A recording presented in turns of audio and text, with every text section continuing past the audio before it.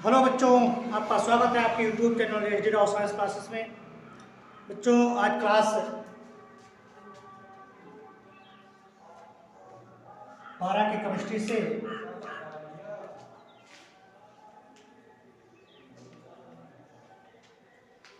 Ether part से लिया गया है।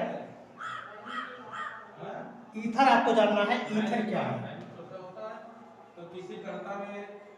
ईथर आज का जो टॉपिक है आपका वो है ईथर क्या है।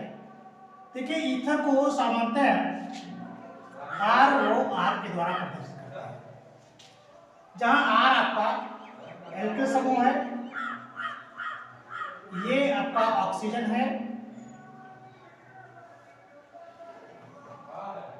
और ये भी एल्किल समूह है।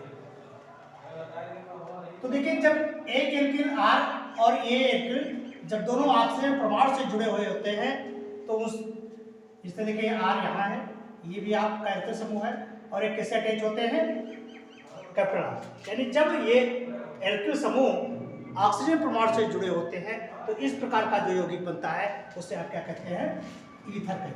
क्या कहते हैं, ठीक है।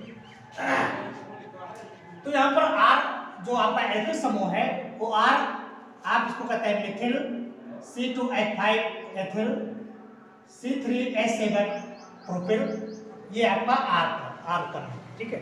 तो आर बराबर C3C2H5 C3H7 एक्सेट्रा, और ये किससे जुड़ेंगे, ऑक्सीजन परमाणु से।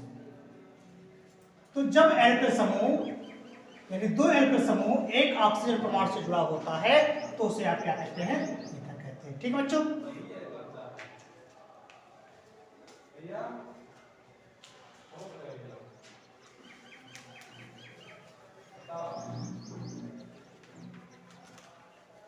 तो यहां पर लिखना है पहला पॉइंट, जब दो एल्किल परमाणु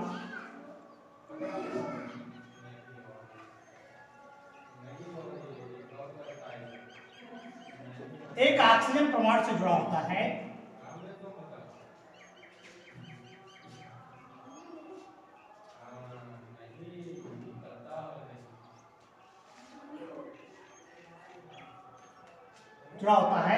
तो उसे क्या कहते हैं, तो उसे एल्किल समूह कहते हैं।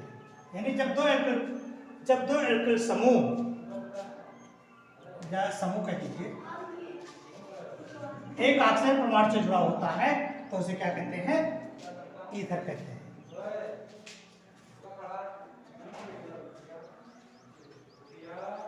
ठीक है, जैसे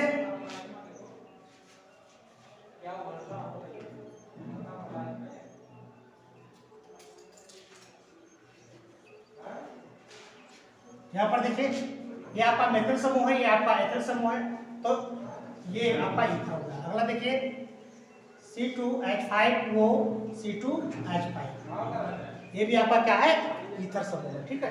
तो ये आपके ईथर होगा, ठीक है। आप इसे क्या कहते हैं, ईथर कहते हैं।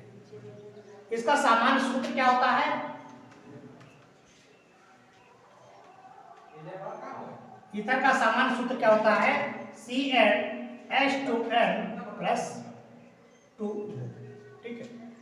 CnH2n+2 और एक ऑक्सीजन परमाणु, ठीक है। जितना भी होता है नंबर ऑफ कार्बन, ये Cn है, Cn का मतलब होता है नंबर ऑफ कार्बन। जितना भी नंबर ऑफ कार्बन होता है हाइड्रोजन उसका 2 गुना होकर के 2 जुड़ जाता है और एक ऑक्सीजन परमाणु होता है, ठीक है। तो अब अगर पूछा जाए कि ईथर किसे कहते हैं, ईथर कैसे बनता है, या ईथर, ये तो आपका शाब्दिक नाम हो गया ईथर। अब देखिए ईथर कैसे होता है, क्या है। वर्षा हो रही तो देखो यहाँ पर कर्ता छिपा हुआ है, यहाँ पर पीटी लगाते हैं, तो लगाते नहीं लगाते बस ये क्या है, एक वहाँ पर कर्ता हो गया। तो देखिए ईथर क्या होता है, ईथर किसी मोनोहाइड्रिक अल्कोहल में से, जब दो मोनोहाइड्रिक अल्कोहल होते हैं, दो मोनोहाइड्रिक अल्कोहल में से एक जल के अणु के निकालने पर जो यौगिक बनता है उसे ईथर कहते हैं, ठीक है। जैसे देखिए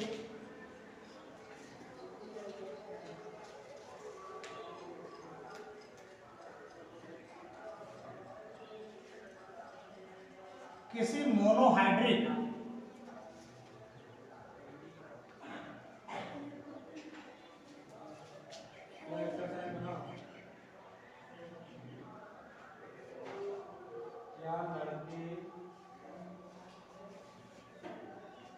किसी मोनोहाइड्रिक अल्कोहल के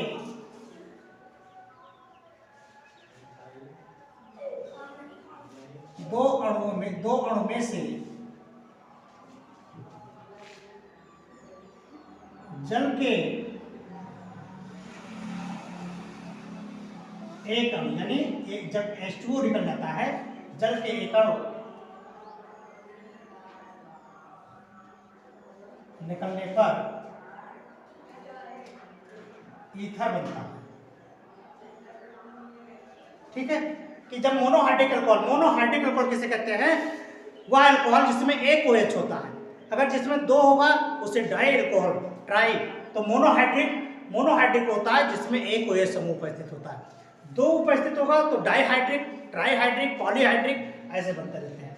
तो यहाँ पर होगा कि मोनोहाइड्रिक यानी जिसमें एक OH समूह उपस्थित होता है कि दो अणु में से जल के एक अणु, जल H2O अगर निकल जाता है उन दोनों में से, तो जो शेष बचता है उसे क्या कहते हैं? आप ईथर कहते हैं। ठीक है, जैसे एग्जाम्पल के तौर पर देखिए C2H5OH, ठीक है, प्लस फिर C2H5 लिख लीजिए।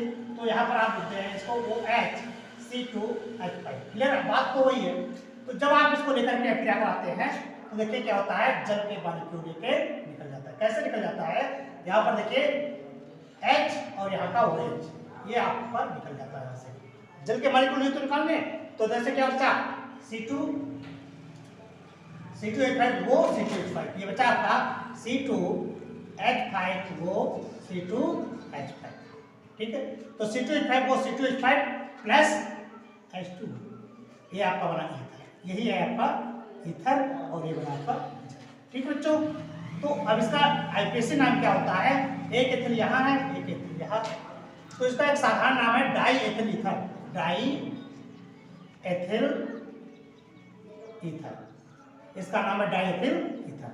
और एथॉक्सी एथेन अगर आईपीएसी नाम देखा जाए तो एथॉक्सी, एक में ऑक्सीजन जुड़ जाएगा तो होगा एथॉक्सी एथेन। ठीक है, एथॉक्सी एथेन इसका नाम हो जाएगा आईपीएसी नाम। ठीक है बच्चों, तो ये हुआ कि जब किसी मोनोहाइड्रिक अल्कोहल के दो अणु में से जल के एक अणु निकलने पर क्या बनता है? ईथर बनता है। ये आपका उदाहरण है। ठीक है, अब ईथर का वर्गीकरण। ईथर कितने प्रकार के होते हैं? ईथर ये जनरली कितने प्रकार के होते हैं? दो प्रकार के होते हैं। ठीक है बच्चों,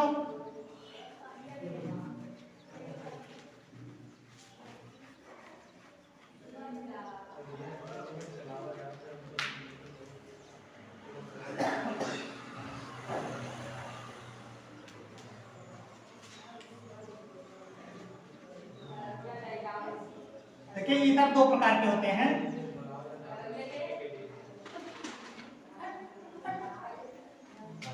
एक है सिमेट्रिकल ईथर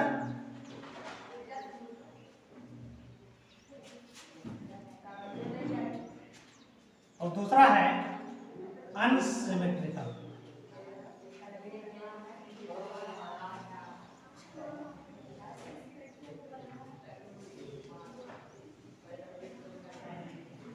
तो इसमें क्या होता है? सब ये सिमेट्रिकल ईथर और अनसिमेट्रिकल ईथर ये दो प्रकार के होते हैं। एक सममित है, एक असममित है। एक को कहते हैं सिमेट्रिकल को कहते हैं सममित ईथर, इसको हिंदी में कहते हैं सममित ईथर। ठीक है बच्चों, और इसको कहते हैं असममित ईथर। तो असममित किसे? देखिए इसमें जो आपका ईथर होता है ये दोनों ईथर समान होते हैं। ठीक है, जो इसमें एल्किल परमाणु होते हैं ये दोनों समान एल्किल परमाणु एक ऑक्सीजन से जुड़े होते हैं, तो इसे कहते हैं कैसे? सममित ईथर। जैसे CH3 वो CH3। ठीक है, ये देखिए यहाँ एल्किल समूह मेथिल है, यहाँ भी मेथिल है, तो इसमें क्या होता है कि दोनों आपके एल्किल समूह समान होते हैं। दूसरा देखिए C2H5 वो फिर C2H5, ये आपका क्या हुआ? डाई मेथिल ईथर, इसको कहते हैं डाई एथिल ईथर, इसको कहते हैं डाई एथिल ईथर। तो ये आपका उदाहरण है डाई एथिल ईथर का। ठीक है बच्चों, जो असममित ईथर है इसमें जो आपके जुड़े होते हैं ROR ये भिन्न होते हैं। एक एल्किल समूह दूसरे एल्किल परमाणु से भिन्न होता है। जैसे देखिए यहाँ पर है CH3 वो C2H5, अब यहाँ पर R क्या है, CH3 है, लेकिन यहाँ पर R क्या है, C2H5 है। तो यहाँ पर क्या होगा कि ये आपके सममित ईथर नहीं है, असममित ईथर। ठीक है, यहाँ पर देखिए अगर C2H5 है तो यहाँ पर आपका C3H7 है। ठीक है, इस तरह के अगर ईथर जुड़े होते हैं तो इसका नाम क्या है, इसका नाम एथिल मेथिल ईथर। क्या कहते हैं इसको, एथिल मेथिल ईथर। ये क्या आपका नाम है, एथिल प्रोपिल ईथर इसको कहते हैं, एथिल प्रोपिल ईथर। ठीक है, तो ये आपका ईथर दो प्रकार का होता है, एक है सममित ईथर, एक है असममित ईथर। सममित ईथर में दोनों इलेक्ट्रॉन परमाणु समान होते हैं तो इसे सममित ईथर कहते हैं, और जिसमें दोनों इलेक्ट्रॉन परमाणु भिन्न होते हैं उसे असममित ईथर कहते हैं। ठीक है बच्चों, अब इसका वर्गीकरण ईथर कैसे बनता है, इसके बारे में, इसकी लैब मेथड क्या है, इसके फिजिकल क्वालिटी क्या है, इसके रासायनिक गुण क्या है, ये आपको दिखाया जाएगा आपके अगले वीडियो में। तब तक के लिए नमस्कार, आप इसको पढ़ें और मेहनत करें। ठीक है बच्चों, धन्यवाद।